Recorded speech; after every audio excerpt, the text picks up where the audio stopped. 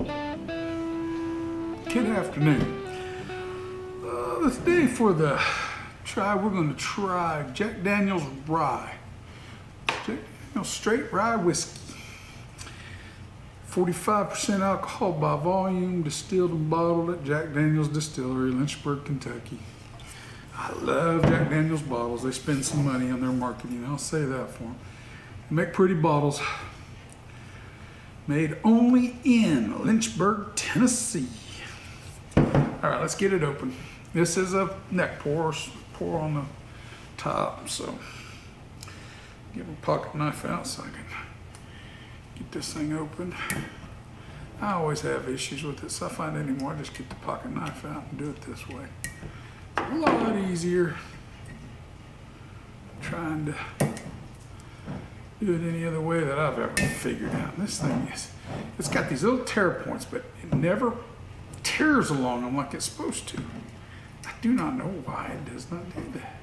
But there's your little tear points. It's even perforated there. But no, I do not want to stab myself, so we're going to move everything away. Did I finally get it off of there? They don't want you getting in there, whiskey. Let's make it difficult. Maybe it's because I got too soft fingernails or something. I don't know. I ain't got the strongest nails in the world. All right, let's get it poured. That took longer than I wanted it to take, by George. 45% will get us a healthy pour off of it. Put the pocket knife back up. I can already smell that rye from here. I have no idea what I paid for it. I'd have to look it up, and I don't know.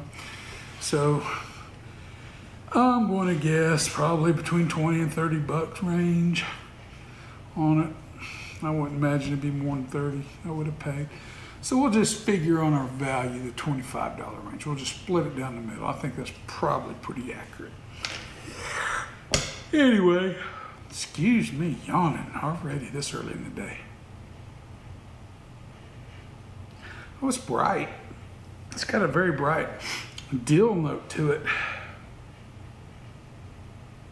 You get plenty of the char. The barrel char shows up. The dill shows up. I swear a little of that maple, from that char. I shouldn't get no maple off of the char because it's oak cast, but it's filtered through maple. I'm presuming they do it the same way they do their Tennessee rye. Brings together two classics, rye's distinctive flavor, drawn in our unique 70, oh, they even give it 70, is it 70%? Yep, 70% rye grain bill, with the balance being in corn and I assume barley, but maybe it's just corn, who knows?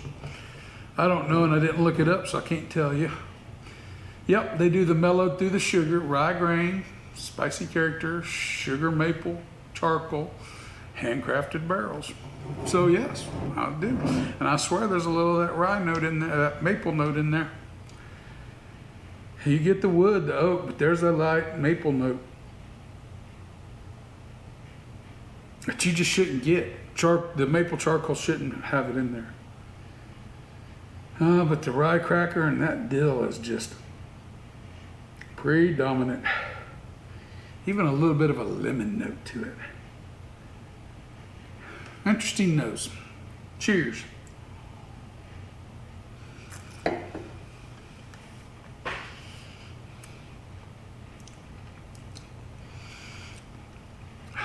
It's the first drink I've had today. In fact, to be brutally honest, it's been the first drink I've had in 3 days. Sweet. I like the sweetness to it. There's that sweet and the spicy. The spicy rye's there. They're right. There is a sweetness that comes along with it. Still get the dill. Still get that rye character. Dry rye grain. It's just there.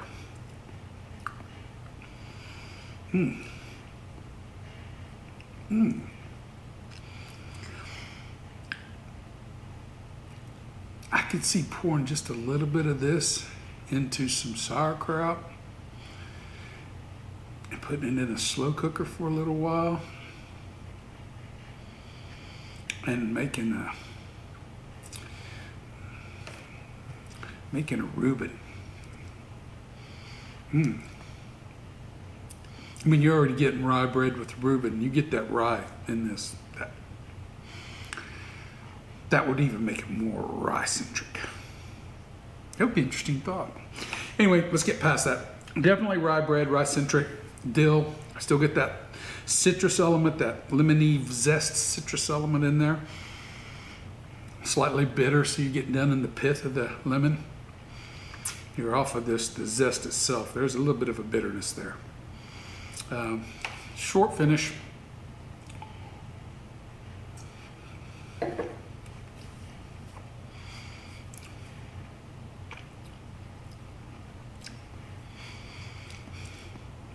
Short finish, but in the finish, I do get a little bit of the furniture polish effect, if I'm to be honest. That detracts a little bit on the finish. All right, let's get to scoring this thing. Aesthetics wise, 1 out of 10 on the aesthetics. Let me get this done here. Nose, flavor, mouthfeel, finish, and value. So aesthetics 1 out of 10. You gotta love the bottle. You gotta love all the information on the bottle. It's all there. Other than it doesn't really, I didn't see anywhere. I didn't read it thoroughly, but I did not see anywhere where it said how long it was aged. So I'm gonna guess it's not aged probably more than a year or two, probably 2 years at the most would be my guess. I may be wrong, but that would be my guess. But aesthetics wise, the bottle, even the color, it all comes together. I'm going to give it a 9 aesthetically. I think it's a very well presented product. Jack Daniel's has no problem in presentation on aesthetics. Nose is better than the flavor. Nose, I'm going to give a 16 to. The flavor's good, not as good as to me as the nose. I'm going to give the flavor a 15. The mouth feels a little, let's try it.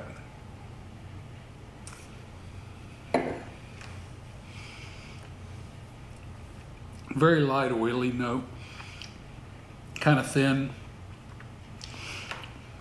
Mouthfeel, we'll give a 13 to. Finish, the finish drops off pretty hard. I don't like the furniture polish note that comes in at the end of the finish. Myself, 1 out of 20. I'll have to be honest with that. 10 would be middle of the board, and I'm going to give it slightly under 10, 1 out of 20. I'm going to give it a 9. That detracts from it. Value at $25, I'm going to guess the $25 to $30 range is probably where it came in at for me on the purchase. Anything above $25 is not a good value. 1 out of 10 on the value, I'm giving the value it's still a decent rye. So I'm going to give it a 6 on the value. As long as it stays $25. If you can get it under 25, and you may be able to in places, then I would think the value would go up to a 7. But 6, and if you pay over $30, that value drops to a 5 or less. So anyway, let's just do the quick math here, because I'm old and I'm tired and I'm not going to bother doing anything else with it. I know this is a neck pour, but I don't really honestly expect it to improve.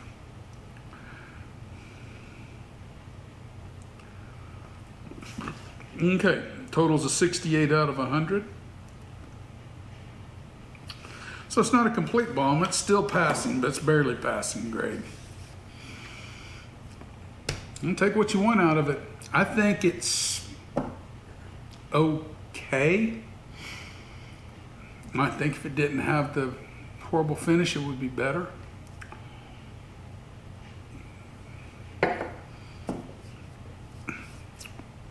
But can I drink it? Yeah. No problem with drinking it. None whatsoever. And that's all I got to say, guys. So remember, the spirit in your glass isn't running from you. Take your time, sip, and enjoy it. You'll be better for it, as we will. Everyone have a wonderful day.